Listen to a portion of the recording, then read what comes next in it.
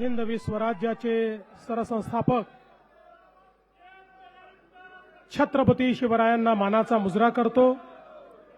भारतीय राज्यघटनेचे शिल्पकार भारतरत्न डॉक्टर बाबासाहेब आंबेडकर यांना मानवंदना अर्पित करतो। ज्यांनी खऱ्या अर्थानं छत्रपती शिवरायांनंतर राज्यकारभार कसा चालवला पाहिजे याची मुहूर्तमेढ केली त्या पुण्यश्लोक अहिल्यादेवी होळकर यांच्याही चरणी नतमस्तक होतो आणि शेतकऱ्यांची आसूड हे जगासमोर आणणारे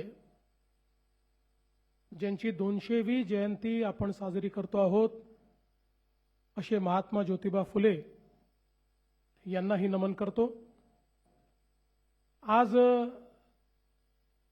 या कार्यक्रमामध्ये मंचावर उपस्थित असलेले आपले प्रदेशाध्यक्ष माननीय रवींद्र चव्हाण साहेब, महाराष्ट्राचे कृषी मंत्री माननीय दत्तामामा भरणेजी, अनिल बोंडेजी, अशोक उईकेजी, संजय कुटेजी, रामकृष्ण बेताळजी, प्रवीण दरेकरजी, रणधीर सावरकरजी, चित्राताई वाघ, तमिळ सेल्वनजी, रवींद्र नासपुरेजी, या ठिकाणी उपस्थित सन्मान्य नारायण कुचे, अभिमन्यूजी पवार, सुलभाताई गायकवाड, चरणसिंग ठाकूर, प्राजक्त तनपुरे, सुनीलजी कर्जतकर, बंटी भांगडियाजी, डॉक्टर सुरेश खाडे, प्रकाश भाऊ भारसाकळे, प्रशांत बंबजी, डॉक्टर भागवत कराड, सुहास शिरसाट, धैर्यशील पाटील, उपस्थित सर्व मान्यवर आणि या ठिकाणी महाराष्ट्राच्या विविध भागातून आलेले आमचे सर्व शेतकरी बांधव आणि भारतीय जनता पार्टी किसान मोर्चाचे पदाधिकारी भगिनी आणि बंधूंनो, मी सर्वप्रथम आपल्या सर्वांचे अतिशय मनापासून आभार मानतो की आज आपण या ठिकाणी माझ्या सत्काराचा कार्यक्रम आयोजित केला। खरं म्हणजे मी जीवनामध्ये फार कमी सत्कार स्वीकारतो,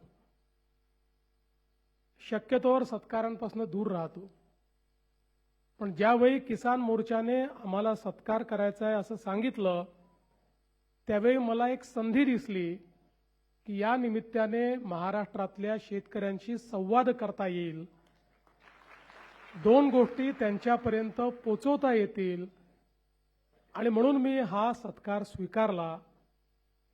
आणि मी विचारलं कुठे घेणार, म्हणाले आम्हाला मुंबईला घ्यायचं आहे।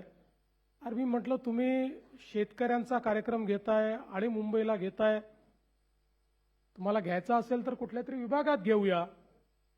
पण आमचे अध्यक्ष आणि संजय कुटेजी यांनी मला असं सांगितलं की महाराष्ट्राच्या राजधानीमध्ये येऊन आमच्या शेतकऱ्यांना प्रातिनिधिक स्वरूपात का होईना पण हा सत्कार मुंबईमध्येच करायचा आहे।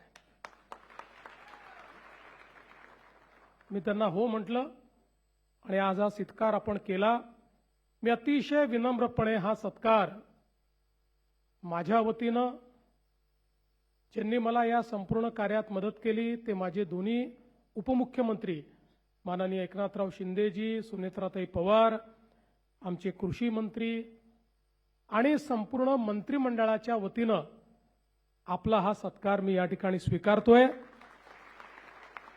आणि या सर्व शेतकरी बंधू भगिनींचे मी अतिशय मनापासून आभार मानतो। खरं तर पहिल्यांदाच असं घडलं असेल की कर्जमाफीचा निर्णय कुठलीही निवडणूक डोळ्यासमोर नसताना घेण्यात आला। मागच्या निवडणुकीमध्ये आपल्या जाहीरनाम्यात शेतकऱ्यांना कर्जमाफी देण्याचं आश्वासन आपण दिलं होतं आणि त्यानंतर खूप चांगल्या पद्धतीनं संपूर्ण महाराष्ट्रामध्ये अभूतपूर्व अशा प्रकारचं यश आपल्याला मिळालं।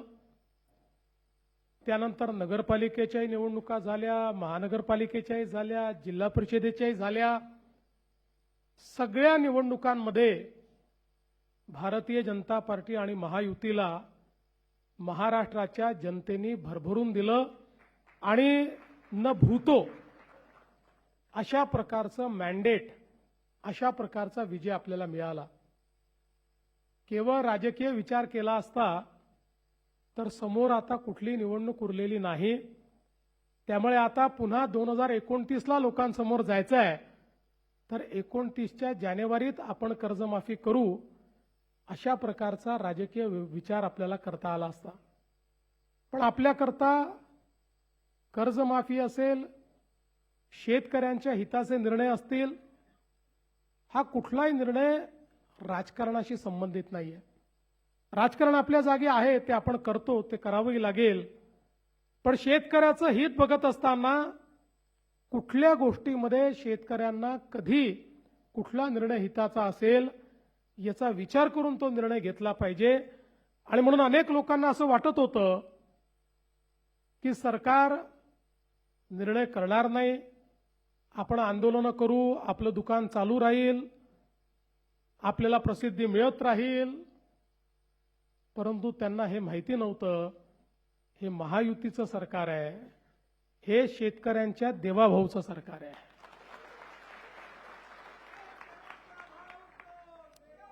आणि म्हणून आपण कर्जमाफीचा निर्णय घेतला. 2 लाखापर्यंत कर्ज माफ करण्याचा निर्णय घेतला. आणि त्यासोबत ज्यांनी नियमित कर्ज भरलाय त्यांनाही 50,000 रुपये देण्याचा निर्णय आपण घेतला. हे खरं आहे की हा निर्णय घेत असताना एक अट आपण टाकली होती, आणि ती अट अशी होती की 2019च्या कर्जमाफी योजनेमध्ये ज्यांना त्याचा फायदा मिळालाय त्यांना या योजनेचा फायदा मिळणार नाही. राज्यामध्ये 2008ला देशाची कर्जमाफी झाली आणि 2009ला राज्याची कर्जमाफी झाली. 2009च्या कर्जमाफीमध्ये तेव्हाच्या सरकारने 2008च्या कर्जमाफीतल्या लोकांना वगळलं. 2017ला आपण कर्जमाफी केली, त्याही वेळी ज्यांना फायदा यापूर्वी मिळाला होता त्यांना आपण वगळलं. 2019ला कर्जमाफी झाली. 19च्या कर्जमाफीमध्ये तेव्हाच्या सरकारने, मगाशी कुटे साहेबांनी सांगितलं की 2017ला ज्यांना कर्जमाफी मिळाली होती त्या सगळ्यांना वगळण्याचा निर्णय घेतला. याच्या पाठीमागचं कारण काय आहे? तर आत्ताही आपण कर्जमाफीच्या संदर्भात जी समिती तयार केली होती त्या समितीने आपल्याला अहवाल देताना हे सांगितलं की याचा फायनान्शियल इम्पॅक्ट मोठा नाही, 3-4 हजार कोटी रुपयेच लागतील. परंतु आपल्याकडची जी बँकिंग सिस्टीम आहे, बँकांची जी व्यवस्था आहे, जर कर्ज भरण्याची सवय ही सुटली, किंवा अनेक वेळा सवय सुटत नाही पण शेतकऱ्यांना असं वाटतं की आपण भरून टाकले आणि कर्जमाफी झाली तर आपल्याला काय मिळणार, आणि म्हणून या भीतीपोटी अनेक वेळा शेतकरी त्या ठिकाणी कर्ज भरत नाहीत आणि मग नंतर दोन्हीकडनं अडचणीत येतात. आणि म्हणून साधारणपणे लगतच्या कर्जमाफीतल्या लोकांना पुन्हा डिफॉल्ट झाला असेल तर कर्जमाफी देऊ नये, अशा प्रकारचा निर्णय आपल्या समितीने दिला होता. तरीही ज्यावेळेस मी बघितलं की अशा प्रकारचे शेतकरी किती, तर लक्षात आलं की 12 लाख शेतकरी आहेत. ज्या 12 लाख शेतकऱ्यांना या योजनेचा लाभ मिळणार नाही. मग मी विचारलं की समजा आपण असं केलं, 50,000पर्यंत सरकारने द्यावे आणि वरचे त्यांनी द्यावे, तर किती शेतकरी कव्हर होतात? होतात तर 12 लाख. पण त्यातले 6 लाख शेतकरी असे होते की ज्यांना 10-12 हजार रुपये भरले तरीही 50,000चा फायदा त्या ठिकाणी मिळत होता. आणि म्हणून दोन्ही गोष्टी त्यात होत होत्या. शेतकऱ्याला फायदाही मिळत होता आणि पुन्हा जो काही रिपोर्टमध्ये म्हटलं होतं की कर्ज भरण्याची प्रवृत्ती कमी होऊ नये या दृष्टीनं तुम्ही कारवाई करा, ती कारवाई देखील आपल्याला करता येत होती. आणि म्हणून त्या रिपोर्टच्या पलीकडे जाऊन आपण हा विचार केला की 50,000पर्यंत आपण द्यावं आणि 1 लाखापर्यंत गेलं तर जवळपास या 12 लाखातले 9 लाख शेतकरी हे 10-12 हजार रुपये भरून त्या ठिकाणी पात्र होत होते आणि म्हणून या दृष्टीने हा निर्णय घेतला होता. दुसरा निर्णय हा आपण चालू कर्ज आपल्या नागरिकांनी किंवा शेतकऱ्यांनी भरावं याकरता त्याची एक अट आपण लावली होती आणि म्हणून अशा पद्धतीने ही कर्जमाफी केल्यानंतर ज्यावेळी आमच्या रणधीरभाऊ सावरकरांसोबत आमचे महायुतीचे तीनही पक्षाचे सगळे आमदार जवळपास 25-30 आमदार माझ्याकडे आले आणि माझी सवय आहे, मी सत्य नेहमी सांगतो, कारण आर्थिक शिस्तही असली पाहिजे आणि म्हणून मी त्यांना समजावून सांगितलं की मला पैसे जास्त लागणार नाही, 4,000 कोटी लागणार आहेत. 36,000 कोटी दिले आहेत तर 40,000 द्यावे लागतील, पण आर्थिक शिस्त देखील आपल्याला लावली पाहिजे, कारण भविष्यात आपल्या जिल्हा बँका जर वाचवायच्या असतील तर कर्ज भरण्याची प्रवृत्ती वाढली पाहिजे, या दृष्टीने घेतलेला हा निर्णय आहे. पण आलेल्या सगळ्या आमदारांनी मला त्या ठिकाणी सांगितलं की तुमचं आर्थिकदृष्ट्या किती बरोबर असेल तरी देखील हे जे शेतकरी बाहेर राहत आहेत त्या शेतकऱ्यांच्या मनामध्ये नेहमीच हे राहील की 56 लाखाला दिलं आणि आम्हाला मात्र सोडून दिलं. त्यामुळे तुम्ही हा निर्णय बदलवा आणि मग त्या सगळ्यांचा आग्रह मला योग्य वाटला. मी आमच्या सगळ्या नेत्यांची चर्चा केली आणि त्या ठिकाणी निर्णय केला की यावेळी ही अट काढून टाकू आणि सरसकट 2 लाखापर्यंत सगळ्यांना कर्जमाफी देऊ. त्यामुळे आता जे 19च्या योजनेतही पात्र होते पण नंतर डिफॉल्टमध्ये गेले तेही 12 लाख शेतकरी, याच्यामध्ये पूर्णपणे एकही पैसा त्यांना भरण्याची आवश्यकता नाही. दुसरं महत्त्वाचं आपण केलं, ज्याचा उल्लेख कुटे साहेबांनी केला होता, की उद्धवजींच्या कर्जमाफीमध्ये 2,01,000 रुपया एवढं जरी तुमचं कर्ज झालं तरी तुम्हाला एकही पैसा मिळाला नाही, एकही नाही.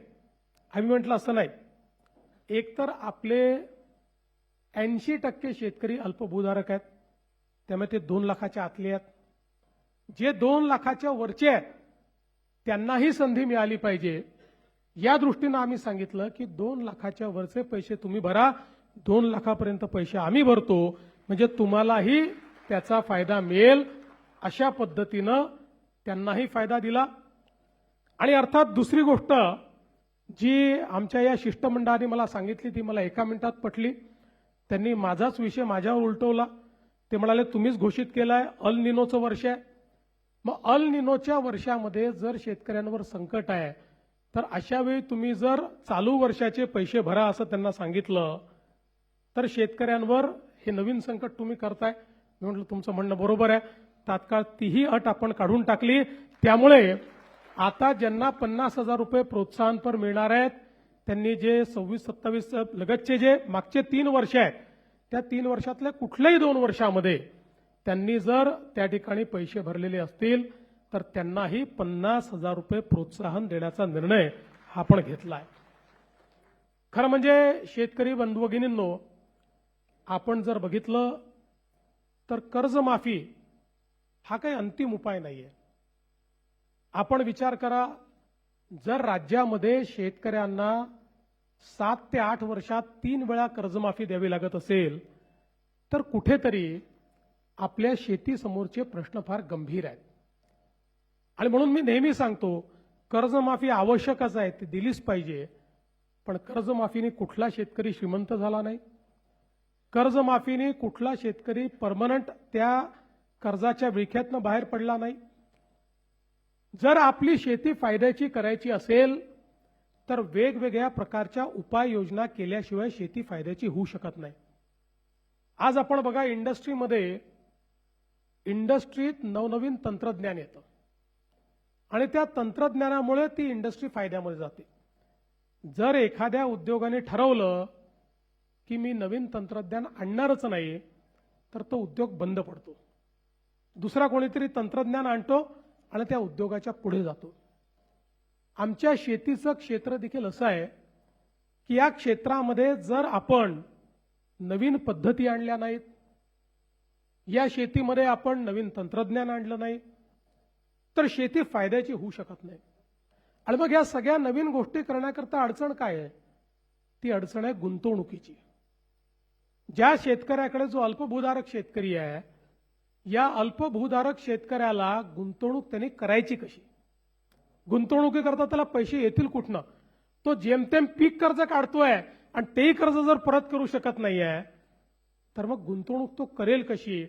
आणि म्हणून 2014 नंतर मोठ्या प्रमाणात आपण शेती क्षेत्राला रिलीफ आणि रिहॅबिलिटेशन म्हणजे मदत आणि पुनर्वसनचं क्षेत्र नाही, ते तर करावंच लागतं.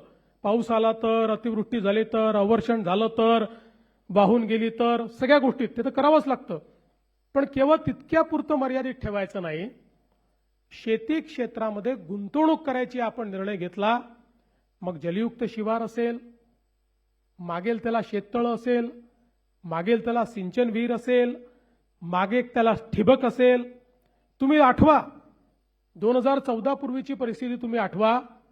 मी देखील जवळपास 10 वर्ष माझ्याकडे ग्रामीण क्षेत्र होतं मी आमदार असताना. नंतर मग माझं शहरी क्षेत्र झालं. पंचायत समितीत आम्ही बसायचो, काहीतरी इष्टांक आलेला असायचा आणि मग ते पंचायत समितीचे सभापती, सदस्य आणि आमदार मिळून आम्ही वाटायचो. 4 तुझ्याकडे, 2 तुझ्याकडे, 4 तुझ्याकडे, 5 तुझ्याकडे. आणि त्या वाटणीतही आम्ही एवढं खुश असायचो की जणू काय शेतकऱ्याला आपण दिलेला आहे अशा पद्धतीची बंदरबाट आपण करायचो. मी सांगितलं की पद्धतीच दूर झाली पाहिजे आणि मग सगळ्या गोष्टी मागेल त्याला, ज्याला आवश्यकता त्याने मागावं, आपण त्याला देऊ, अशा पद्धतीनं मागेल त्याला शेततळ्यांची योजना आपण आणली. महाराष्ट्रामध्ये लाखो शेततळी आपण तयार केली. आज तुम्ही बघा, म्हणजे आम्हाला संधी मिळते अनेक वेळा हेलिकॉप्टर म्हणून जाण्याची, अलीकडच्या काळात मी वापरत नाहीये, पण अनेक जिल्हे असे आहेत आणि मराठवाड्यातले देखील अनेक जिल्हे असे आहेत की जे कोरडे जिल्हे आहेत, पण तुम्ही वरून जर बघितलं ना तर प्रत्येक शेतात शेततळ तुम्हाला भेटतं. आणि ते विचारा कधी झालेलं आहे? हे मागेल त्याला शेततळ्याच्या आपल्या योजनेत झालेलं आहे. आज जे काही पाणी आहे ते आपण साठवू शकतो. आणि मग आताच्या परिस्थितीत अल निनोमध्ये कुठेतरी 5, 7, 8 जुलैला भरपूर पाऊस येतो आणि त्याच्यानंतर 25 जुलैपर्यंत पाऊस गायब होतो. अशा परिस्थितीमध्ये जर पिकावर ताण पडला तर त्या पिकाला पाणी द्यायचं कुठनं? त्याकरता ही शेततळी आहे, त्याकरता प्रोटेक्टिव्ह इरिगेशन करता ही कामी येत आहेत. आज परिणाम असा झाला, आम्ही साधारणपणे ज्या ठिकाणी जलयुक्त शिवारची कामं आपण केली, जलसंधारणाची कामं केली, त्या गावांचं ज्यावेळेस ऑडिट केलं, त्या ऑडिटमध्ये असं लक्षात आलं की अनेक गावं अशी होती की जी एका पिकावर होती, ती आज 3-3 पिकं घेऊन राहिली आहेत. ज्या गावांमध्ये बागायतीचा विचार करत नव्हते, फळबागांचा विचार करत नव्हते. मला नेहमी आजही माझ्याकडे तो व्हिडिओ आहे की ज्यावेळी 2019 साल असेल, मी सांगोल्याला गेलो आणि त्या सांगोल्यामध्ये एक शेतकरी म्हणाला माझ्या शेतीत तुम्हाला यावंच लागेल, आणि मला घेऊन गेला आणि त्यांनी सांगितलं इथे माझ्याकडे काही पिकत नव्हतं. आज जलयुक्त शिवारनंतर ऍपल बेर त्यांनी पिकवणं चालू केलं आणि म्हणाला यावर्षी 25 लाख रुपयाचे ऍपल बेर मी त्या ठिकाणी विकेल. त्यामुळे शेतीमध्ये आणि शेतीच्या क्षेत्रात गुंतवणूक आपण सुरू केली. पूर्वीच्या काळामध्ये लोकांना ड्रिप इरिगेशन करता, ठिबक सिंचनाकरता वाट पाहावी लागायची. आम्ही सांगितलं ऑनलाईन अप्लाय करा, ऑनलाईन अर्ज करा आणि ऑनलाईनच तुमच्या खात्यात पैसे जातील. आताही जे मामा सांगत होते की काही बॅकलॉग राहिला होता तोही आम्ही पूर्ण करतोय. आणि जेवढे अर्ज आले, 5 लाख अर्ज आले तर 5 लाख अर्ज आम्ही स्वीकृत करणं सुरू केलं. ट्रॅक्टरची मागणी जेवढी आली आम्ही स्वीकृत केली. इतक्या मोठ्या प्रमाणात हळूहळू हे यांत्रिकीकरण आपण सुरू केलं. आणि महत्वाचं यातलं काय आहे तर आज आपल्याला आपल्या शेतीमध्ये जर परिवर्तन करायचं असेल, गुंतवणुकीची क्षमता बघा, जागतिक बाजारपेठ झाली आहे. आता शेतमालाचा भाव हा कुठलं राज्य ठरवत नाही, कुठला देश ठरवत नाही, जागतिक बाजारपेठ ठरवते. त्यामुळे त्या जागतिक बाजारपेठेमध्ये जर आपल्याला त्या ठिकाणी आपल्या शेतमालाचा भाव घेऊन फायदा करायचा असेल तर उत्पादन खर्च कमी करावा लागेल. उत्पादन खर्च कमी करायचा असेल, उत्पादकता वाढवावी लागेल. उत्पादकता वाढेल तेव्हाच उत्पादन खर्च कमी होईल. आणि मग अशा सगळ्या गोष्टींकरता आता ज्याच्याकडे 1 एकर शेती आहे, 2 एकर शेती आहे, त्याची गुंतवणुकीची ताकद किती आहे. आणि म्हणून आपण गटशेतीची योजना सुरू केली. मला असं वाटतं की महाराष्ट्रामध्ये पुढच्या 2 ते 3 वर्षामध्ये 50,000 गट जर आपण तयार केले तर या गटांची क्षमता जी आहे, आणि सरकार सगळ्या योजना गटाला देत आहे. मागच्या वेळेस तर आपण 1 कोटी रुपयापर्यंतच्या योजना गटांना दिल्या, तर या गटाची गुंतवणुकीची क्षमता वाढते. या गटांना जे काही निविष्ठा खरेदी करावे लागतात त्याची किंमत कमी होते. वेगवेगळ्या पिकांचे प्रयोग करून पूरक पिकं त्या ठिकाणी घेता येतात आणि त्यातनं शेती जी आहे ही उद्योगासारखी फायद्यामध्ये आपल्याला आणता येते. आणि म्हणून त्याही दृष्टीने खूप मोठ्या प्रमाणात काम करण्याची आवश्यकता आहे. आमच्या शेतकऱ्याचा जो काही खर्च आहे तो कमी व्हावा म्हणून आपण 2 गोष्टी त्या ठिकाणी केल्या. सगळ्यात महत्त्वाचं काही केलं असेल तर आमच्या शेतकऱ्यांना 7.5 हॉर्स पॉवर पर्यंत जो काही विजेचा खर्च होता ते वीज बिल माफ करण्याचा निर्णय आपल्या सरकारने घेतला. आज याचा कधी कोणी विचार करत नाही. वीज बिल माफ झालं म्हणजे वीज कंपनी जी आहे ती कंपनी स्वतःच्या खिशातनं भरत नाही. दरवर्षी 25,000 कोटी रुपये मी बजेटमधनं काढतो आणि त्या आमच्या वीज वितरण कंपनीला देतो. कारण ते जर दिले नाही तर MERC सांगते की जे इतर ग्राहक आहेत त्या सगळ्या ग्राहकांवर हे 25,000 कोटी लोड करा, त्यांचं विजेचं बिल वाढवा आणि त्यांच्या खिशातनं ते वसूल करा. आणि म्हणून दरवर्षी 25,000 कोटी रुपये हे आपण वीज बिल माफीच्या पोटी देतो. आणि मला हेही सांगताना आनंद वाटतो की याच महाराष्ट्राने जवळपास महाराष्ट्रातल्या शेतकऱ्याला आपल्याला माहिती आहे अर्धे दिवस सकाळी वीज, अर्धे दिवस रात्री वीज, इतक्या मोठ्या प्रमाणात रात्रीची वीज आल्यानंतर शेतकऱ्याला काय अडचणी त्या ठिकाणी सहन कराव्या लागतात आपल्याला माहिती आहे. आपण सौर कृषी वाहिनी आणि सौर पंप अशा 2 योजना आणल्या. मला सांगताना अभिमान वाटतो की जे आम्ही सांगितलं आज राज्यातल्या 76% शेतकऱ्यांना आम्ही दिवसा वीज देतो. आणि आमचा प्रयत्न हे वर्ष संपता 100% शेतकऱ्यांना दिवसा वीज आम्ही देऊ. आणि 8 तास आम्ही देतो. 10 तास द्यायचे, नंतर 12 तास द्यायचे. दिवसा 12 तास आमच्या शेतकऱ्यांना त्या ठिकाणी मोफत वीज देण्याचा निर्णय आम्ही करतो. आणि आता याच्याही पेक्षा एक अजून चांगला निर्णय जो आज मी जाहीर करणार आहे. आपल्याला कल्पना आहे की 7.5 हॉर्स पॉवर पर्यंत आता तुम्हाला बिल येत नाही, पण तुमच्या प्रत्येकाच्या नावाने जुनं बिल आहे. प्रत्येकाच्या नावाने आहे, ते खात्यात आहे, लिहून ठेवलं आहे. कधीतरी वसुलीला येऊ शकतं. आणि कुठलंही दुसरं कनेक्शन घ्यायचं झालं तर तो लाईनमन चेक करतो, तुमच्यावर तर आहे जुनं बिल, मिळत नाही तुम्हाला. आणि म्हणून आता मी हा निर्णय घेणार आहे की 7.5 हॉर्स पॉवर पर्यंतचं जे जुनं बिल आहे 48,000 कोटी रुपयाचं जुनं बिल वसूल करायचं आहे. ते 48,000 कोटी रुपयाचं जुनं बिल आम्ही माफ करणार आहोत.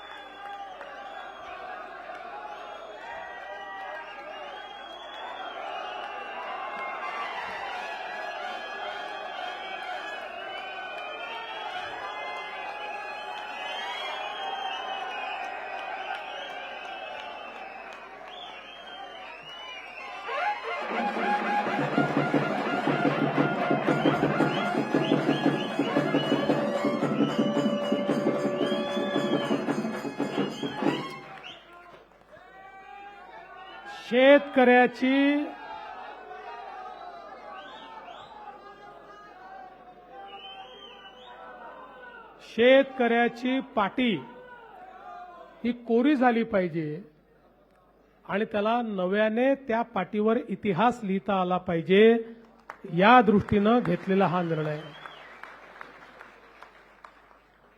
आज खरं म्हणजे एकीकडे शेती क्षेत्रातली गुंतवणूक आपण किती वाढवली आहे. माननीय मोदीजींच्या नेतृत्वामध्ये केंद्र सरकार आणि राज्य सरकार मिळून यावर्षी शेती क्षेत्राला विविध योजनांच्या माध्यमातून कुटे साहेब आपण जो पैसा देतोय तो 95,000 कोटी रुपये आहे. कर्जमाफीच्या व्यतिरिक्त, कर्जमाफीचा पैसा नाही, 95,000 कोटी रुपये आपण देतो आहोत. मोठ्या प्रमाणात ही गुंतवणूक आपण वाढवतो. आपला प्रयत्न आहे की हे क्षेत्र हळूहळू सस्टेनेबल झालं पाहिजे आणि म्हणून एक एक गोष्ट जी आपण करतोय, आता शेती क्षेत्रामध्ये आपण एआयचा वापर चालू केलाय. कारण आपल्याला जर उत्पादन खर्च कमी करायचा असेल तर आज आपण इस्रायलची शेती बघितली तर इस्रायलच्या शेतीमध्ये फर्टिगेशन आहे, ठिबक सिंचन आहे, पण त्या ठिबक सिंचनामध्ये फर्टिगेशन आहे. जे काही त्या ठिकाणी द्यावं लागतं ते सगळं त्या ठिबकच्या माध्यमातून जात असताना कंप्लीट ऑटोमेशन असल्यामुळे जेवढं सीसी गेलं पाहिजे, आपण तर अंदाजे करतोय सगळ्या गोष्टी, अंदाजे जेवढं सीसी गेलं पाहिजे तेवढंच ते जातं, त्यापेक्षा जास्त जात नाही. त्याचा परिणाम काय होतो? जमीन चांगली राहते. त्याचा परिणाम काय होतो? खर्च कमी होतो आणि वाढीला त्याचा फायदा होतो. त्यामुळे अशा पद्धतीचे जे काही विषय आहेत ते आपल्याला हळूहळू न्यावे लागतील. आणि शेतीमध्ये जे काही आपण वापरतो, आज रासायनिक खतांमुळे आपल्या शेतीची अवस्था ही वाईट होते आणि म्हणून त्याचा वापर कसा कमी करायचा. आज आपण जे काही आपलं त्या ठिकाणी दुसरं खातं ॲनिमल हजबंडरीचं, त्या खात्यामध्ये देखील खूप मोठ्या प्रमाणात काम चालू केलेलं आहे. कारण आपल्याला कल्पना आहे की आपल्या शेतीतल्या गायी कमी झाल्या, जनावरं कमी झाले आणि त्यातनं शेतीमध्ये ज्या नैसर्गिक गोष्टी जात होत्या त्या गोष्टी आता हळूहळू आपल्या जायला लागल्या. सगळं आपण रासायनिक वापरायला लागलो आणि म्हणून पुन्हा एकदा नैसर्गिक शेतीकडे जाण्याकरता त्या ठिकाणी आपला प्रयत्न आहे की पशुसंवर्धन दुग्ध व्यवसाय विकास विभागाच्या माध्यमातून मोठ्या प्रमाणात योजना आणून आपल्या देशी गायींचं संवर्धन झालं पाहिजे. आणि देशी गायींच्या माध्यमातून आज इतके चांगले प्रयोग झाले आहेत. आज जीवामृत असेल किंवा इतर पद्धती असतील की ज्यामुळे अतिशय कमी खर्चामध्ये गोमूत्र असेल, शेण असेल, गूळ असेल, हळद असेल, अनेक गोष्टी त्याचं मिश्रण करून आणि त्या ठिकाणी ज्या प्रकारे आमच्या शेतीमध्ये आज त्यांनी उत्पादकता वाढते आहे, ती कमी होत नाही आहे, असे वेगवेगळे प्रयोग हे आपल्याला करावे लागतील. आणि त्यातनं आपल्या जमिनीची जी उर्वरा क्षमता आहे, जी उत्पादन क्षमता आहे, ही क्षमता देखील त्या ठिकाणी आपल्याला पुन्हा एकदा परत आणावी लागेल, ती वाढवावी लागेल. या सगळ्या गोष्टी येत्या काळामध्ये करण्याचा आपला प्रयत्न आहे. आणि म्हणून गुंतवणुकीच्या मॉडेलकडे आपण सगळे लोक या ठिकाणी जाण्याचा प्रयत्न करतो. खरं म्हणजे मी कधी फार सांगत नाही, पण मीही शेतकऱ्याचाच मुलगा आहे. माझ्या घरी वडिलोपार्जित शेती आहे. माझे वडील स्वतः शेतकरी होते. आजही माझी शेती माझ्या गावामध्ये आहे. कोणी जाऊन पाहिलं तर माझ्या शेतीमध्ये आजही त्या ठिकाणी धानाची शेती होते. आणि जवळपास वयाच्या 25व्या वर्षापर्यंत वर्षातले 3 महिने गावी असायचो. वर्षातले 3 महिने मी गावी असायचो. माझ्या गावातले मित्र अजूनही आहेत. आणि घरी शेती होती, घरी आमराई होती, घरी ऊस होता. आमच्याकडे कारखाने वगैरे काही नव्हते मामा, त्यामुळे आम्ही ते कढईमध्ये त्या ठिकाणी गुळ तयार करायचो त्याच्यातनं. त्यामुळे गुऱ्हाळ होतं आमच्याकडचं. त्या गुऱ्हाळामध्ये ते गुळ तयार करायचं, त्याची राब काढायची, ती राब नंतर मटकीमध्ये ठेवायची, मग ती राब खायची. हे सगळं लहानपणापासून बघितलेलं आहे. आमच्याकडे बगीचा होता, बगीच्यामध्ये सर्व प्रकारचे भाज्या आम्ही त्या ठिकाणी तयार करायचो. त्यामुळे शेतामध्ये गेलेलो आहे, शेती बघितलेली आहे. जेव्हा पावसाळा असायचा त्यावेळी आमच्याकडे रोवणी जी व्हायची तेव्हा भले रोवणे करण्याकरता नाही, रोवणे करण्याच्या बहाण्याने चिखलात खेळायला मिळायचं म्हणून सगळे भावंड आम्ही त्या चिखलात जाऊन त्या ठिकाणी रोवणी करायचो. हे सगळं केलेलं आहे. त्यामुळे एखाद्या रूममध्ये बसून निर्णय घेणारा मी नाही आहे. हे सगळं जवळून बघितलेलं आहे. शेती मातीशी संबंध आमचाही आहे. फक्त आम्ही कधी फार ते सांगत फिरत नाही की बाबा आमचा खूप संबंध आहे. त्यामुळे अनेक वेळा लोकांना असं वाटतं की शहरातनं निवडून येतात त्यांना काही समजतं का नाही समजत. महत्वाचं एवढंच आहे की जोपर्यंत शेतीची अर्थव्यवस्था ही आपण योग्य करणार नाही, जोपर्यंत त्या अर्थव्यवस्थेमध्ये आमूलाग्र बदल आपण घडवणार नाही, जोपर्यंत केवळ शेती नाही तर शेतीच्या नंतर त्याचं प्रोसेसिंग आहे, त्याला योग्य मार्केट मिळवून देणं आहे, त्याचं ब्रँडिंग आहे, या गोष्टी जोपर्यंत आपण करत नाही. आणि म्हणूनच मागच्या काळामध्ये मुख्यमंत्री असताना मी त्या ठिकाणी 2 योजना सुरू केल्या. पहिली नानाजी देशमुख कृषी समृद्धी योजना, वर्ल्ड बँकेकडनं आज ती योजना चाललेली आहे 5,000 कोटी रुपयाची, की ज्या योजनेमध्ये आज जलसंधारणापासून तर व्हॅल्यू चेनपर्यंत सगळ्या गोष्टी विदर्भ आणि मराठवाड्याच्या या जिल्ह्यांमध्ये चाललेल्या आहेत, काही उत्तर महाराष्ट्रातल्या जिल्ह्यात चालले आहेत. आणि दुसरी आपण जी योजना स्मार्टची आणि मॅग्नेटची केली, की ज्या योजनेमध्ये आपला प्रयत्न आहे 10,000 गावांमध्ये आपली जी प्राथमिक सोसायटी आहे त्या सोसायटीला ॲग्री बिझनेस सोसायटीमध्ये परिवर्तित करायचं, त्याला प्रशिक्षित करायचं. आणि संपूर्ण जी चेन आहे, गोडाऊन असेल, कोल्ड चेन असेल, अशी जी कंप्लीट चेन आपल्याला करावी लागते की ज्याच्यामुळे शेतकऱ्यांना होल्डिंग करता आलं पाहिजे. आज शेतकऱ्यांचा प्रश्न हाच आहे, आपण हमी भाव देतो, हमी भावाने खरेदी पण भरपूर करतो, पण आपल्याला माहिती आहे की जसं कापूस आहे, कापसामध्ये खेळा खरेदी होते, त्या ठिकाणी जाऊन शेतीमध्ये खरेदी होऊन जाते. त्या शेतकऱ्याला लगेच काहीतरी समोरचं पाहिजे असतं, म्हणजे लग्न आहे घरी, काहीतरी सण आहे, त्यामुळे मिळेल त्या भावात तो आलेल्या व्यापाऱ्याला विकून टाकतो आणि मग हमी भावाचा फायदा त्याला मिळत नाही. आणि म्हणून हमी भावाची विक्री होतपर्यंत त्याला ते योग्य ठिकाणी ठेवताही आलं पाहिजे आणि त्याच्यावर त्याला तारणही मिळालं पाहिजे, जेणेकरून त्याला कुठलंही त्यातनं अडचण येणार नाही.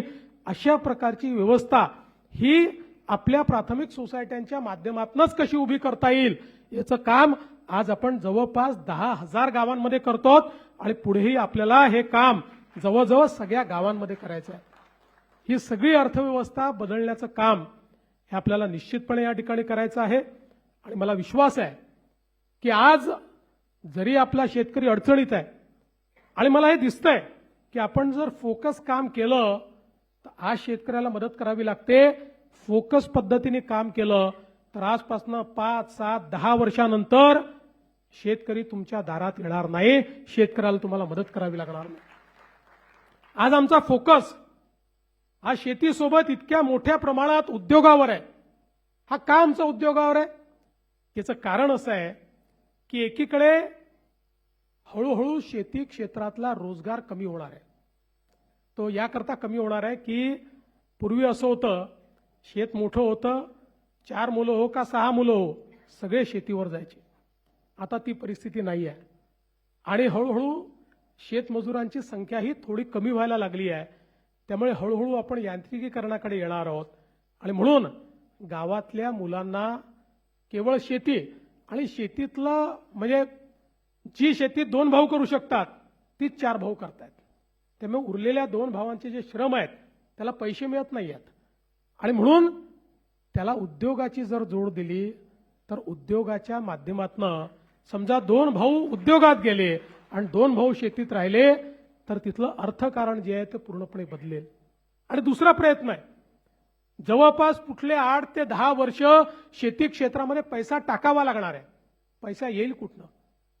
राज्यामध्ये जर आपण आज या स्मार्ट सिटी तयार करतो, आपण नवीन मुंबई 3 करतो, मुंबई 4 करतो, इन्फ्रास्ट्रक्चर तयार करतो, उद्योगाकरता वेगवेगळ्या प्रकारचे मार्ग तयार करतो, याचं कारण हे सगळं केल्यामुळे राज्याच्या तिजोरीत पैसे येतात. तिजोरीतच पैसे आले नाही तर टाकणार कुठं नाही. आज ज्यावेळेस शेतकऱ्यांना 40,000 कोटी रुपयाची कर्जमाफी आपल्याला द्यावी लागते त्यावेळी लक्षात घ्या एक रस्ता बनवायचा असेल तर बँक आम्हाला कर्ज देते, पण शेतकऱ्याच्या कर्जमाफी करता आम्हाला कर्ज मिळत नाही. ते आपल्याला 4 खर्च कमी करावे लागतात आणि राज्याच्या बजेटमधनं ते द्यावे लागतात. आणि म्हणून राज्याचं बजेट जर मोठं झालं नाही, राज्याच्या तिजोरीत पैसे आले नाही, तर शेतकऱ्याचं कल्याण करणार कसं? आणि म्हणून आपला प्रयत्न आहे की एकीकडे शेती क्षेत्रातली गुंतवणूक वाढवायची आणि दुसरीकडे उद्योगाचं क्षेत्र आणि सेवा क्षेत्र या 2 क्षेत्रांमध्ये मोठ्या प्रमाणात गुंतवणूक आणायची. ती गुंतवणूक आणली की त्यातनं टॅक्सच्या रूपानं पैसा तिजोरीत येतो. आलेला पैसा शेतीच्या क्षेत्रामध्ये जर आपण लावू शकलो तर 8 ते 10 वर्षामध्ये हे क्षेत्र पूर्णपणे आपल्या पायावर उभं होईल आणि त्यानंतर या क्षेत्रात पैसा लावण्याची आवश्यकता असणार नाही. हेच क्षेत्र तुम्हाला पैसा देईल. अशा पद्धतीचं हे क्षेत्र आपल्याला उभं करायचं आहे. आणि म्हणून आज ज्या वेगवेगळ्या उपाययोजना आपण करतोय त्याच्यामध्ये सगळ्यात महत्वाची आपली उपाययोजना आहे ती आपला नदी जोड प्रकल्प. या महाराष्ट्रातला 52% भाग हा अवर्षण प्रवण आहे. 52% भागामध्ये आपल्याला पाहिजे त्या प्रमाणात पाऊस होत नाही.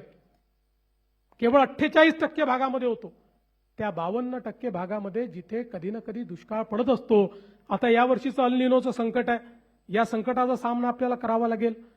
आणि म्हणून एकीकडे 52% भाग अवर्षण प्रवण आहे आणि दुसरीकडे तो विदर्भाचा भाग असो का कोकणाचा भाग असो, या ठिकाणी 200 टीएमसी पाणी हे समुद्रात वाहून चाललेलं आहे. त्या पाण्याचा उपयोग होत नाही. आणि म्हणून आपण हा निर्णय केला की आपल्याला हे वाहून जाणारं जे पाणी आहे हे आता तुटीच्या खोऱ्यामध्ये आणलं पाहिजे. आपलं गोदावरीचं जे खोरं आहे, ज्या खोऱ्यावर जवळपास 50% महाराष्ट्रातली शेती आणि महाराष्ट्रातलं पाणी अवलंबून आहे, ते तुटीचं खोरं आहे. तापीचं खोरं जे उत्तर महाराष्ट्रातलं आहे ते आपलं तुटीचं खोरं आहे. या खोऱ्यांमध्ये हे पाणी आलं पाहिजे. आणि म्हणून आपण ज्या योजना तयार केल्या, वैनगंगा नळगंगा सारखी योजना, की ज्या योजनेमध्ये 450 किलोमीटरची नवीन नदीच आपण तयार करतो, ज्यामध्ये समुद्रात वाहून जाणारं 70-80 टीएमसी पाणी हे आपण भंडाऱ्याच्या खालून त्या ठिकाणी उसळणार आणि ते पाणी बुलढाण्यापर्यंत आपण आणणार. आणि याच्यामध्ये जवळपास 24 नवीन धरणं आणि 16 जुन्या धरणांची उंची वाढवणं, अशा पद्धतीनं 40 वॉटर स्ट्रक्चर तयार होतील. विदर्भामध्ये एकही जिल्हा एकही तालुका दुष्काळात कधीच राहणार नाही. अशा पद्धतीचं हे काम आपण करतोय. हे आता अंतिम टप्प्यात आलंय. ईश्वराचा आशीर्वाद असला तर याच वर्षी हे काम तयार करू. दुसरं, दरवर्षी सातारा सांगलीला पावसामुळे त्या ठिकाणी पूर येतो आणि इतकं पुराचं पाणी म्हणजे महाराष्ट्र, कर्नाटक, आंध्र सगळ्यांच्या हिश्श्याचं पाणी गेल्यानंतरही 200 टीएमसी पाणी हे वाहून जातं आणि ते आपल्याकडे पुरात येतं आणि दरवर्षीचा पूर आहे. याच्यावर आपण योजना तयार केली आणि आता वळण बंधाराच्या माध्यमातून हे पाणी पश्चिम महाराष्ट्रातले जे दुष्काळी तालुके आहेत तिथे आणि उजनीमध्ये आणून ते मराठवाड्यामध्ये नेण्याचं काम आपण त्या ठिकाणी करतो. तिसरं, आपलं जवळपास उल्हास खोऱ्यातलं जवळपास 250 टीएमसी पाणी हे सगळं समुद्रात वाहून जातं. आपल्याला ईश्वराने सह्याद्री दिलाय, पश्चिमी घाट दिलेला आहे. या पश्चिमी घाटातनं ज्या नद्या आहेत, पश्चिमेला वाहणाऱ्या नद्या आहेत, या नद्यांचं पाणी आपल्याला मिळत नाही, ते थेट समुद्रात जातं. हे सगळं समुद्रात जाणारं पाणी उचलायचं आणि उचलून वेगवेगळ्या स्ट्रक्चरच्या माध्यमातून ते गोदावरीच्या खोऱ्यात आणायचं, काही तापीच्या खोऱ्यामध्ये आणायचं आणि त्या माध्यमातून उत्तर महाराष्ट्र आणि मराठवाडा हा पूर्णपणे दुष्काळमुक्त करायचा. अशा पद्धतीचं काम आपण हातामध्ये घेतलं. लोकांना वाटायचं, मी ज्यावेळेस 2014-15 साली म्हणायचो की हे केवळ भाषणात आहे, हे होऊ शकत नाही. पण मी जीवनात हे शिकलो आहे की स्वप्न पाहायचे आणि स्वप्न पूर्ण करायचे. केवळ स्वप्न पाहून चालत नाही. ज्यावेळेस समृद्धी महामार्गाचं स्वप्न बघितलं त्यावेळेसही लोकांनी वेड्यात काढलं होतं. होणार कसं, पैसा येणार कुठनं, आज एक समृद्धी महामार्ग नाही, असे अनेक मार्ग आपण तयार करतो. आज आपण जवळपास या महाराष्ट्रामध्ये जी कामं सुरू आहेत ती 6 लाख कोटीची आहेत आणि जी सुरू करणार आहोत ती अजून 6 लाख कोटीची आहेत. आता या ज्या लिंक्स आहेत या सगळ्या लिंक्स मिळून जवळपास 2.5 लाख कोटी रुपये त्याकरता लागणार आहेत. लोक विचारतात येतील कुठनं, मी म्हटलं बघत राहा, येतील. हे शेतकऱ्यांचं काम आहे, पैसा येईल. आणि यावर्षी या सगळ्या लिंक्स हळूहळू करून आम्ही सुरू करू आणि एकदा या लिंक जर झाल्या तर महाराष्ट्रामध्ये कुठलाही भाग हा आपल्याला दुष्काळी दिसणार नाही. आपल्या पिढीने दुष्काळ बघितला, पुढची पिढी दुष्काळ पाहणार नाही. अशा पद्धतीनं महाराष्ट्राचं कार्य हे आपण हातामध्ये घेतलं आहे. आणि म्हणून बंधू भगिनींनो, खरं म्हणजे सांगण्यासारख्या गोष्टी खूप आहेत, पण आपल्याला एवढंच सांगू इच्छितो की या क्षेत्राकडे आम्ही केवळ शॉर्ट टर्म म्हणून उद्याचा विचार या पद्धतीने पाहत नाही, तर गेल्या 10 वर्षामध्ये जितके वर्ष मला संधी मिळाली त्या संधीमध्ये लॉंग टर्मचा विचार, भविष्यातला विचार हा डोळ्यासमोर ठेवून या क्षेत्रातलं परिवर्तन करण्याचा प्रयत्न आपला आहे. टीका करणारे टीका करतात. तुम्हाला तर माहिती आहे सगळ्यात जास्त टीका सहन करण्याची क्षमता माझ्यामध्ये आहे. माझ्या एवढी टीका तर कोणीच सहन केली नाही. पण मी नेहमी एक गोष्ट सांगतो, टीका करणाऱ्याला कोणी लक्षात ठेवत नाही, जो कर्तृत्व करतो त्यालाच लोक लक्षात ठेवतात. आपण केलेली जी कामं आहेत ही कामच इतिहासामध्ये जिवंत राहतात. व्यक्ती जिवंत राहत नाही आणि टीका करणारा तो वर्षभरापेक्षा जास्त त्याला कोणी लक्षात ठेवत नाही. आणि म्हणून या सगळ्या कामांच्या माध्यमातून महाराष्ट्रातलं कृषी क्षेत्र बदललं, शेतकऱ्यांचं जीवन बदललं, अशा प्रकारचा आपला प्रयत्न आहे.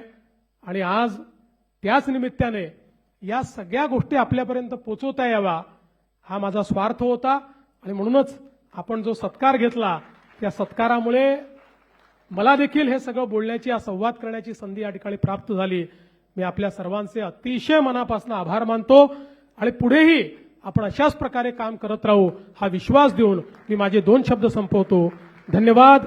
जय हिंद, जय महाराष्ट्र.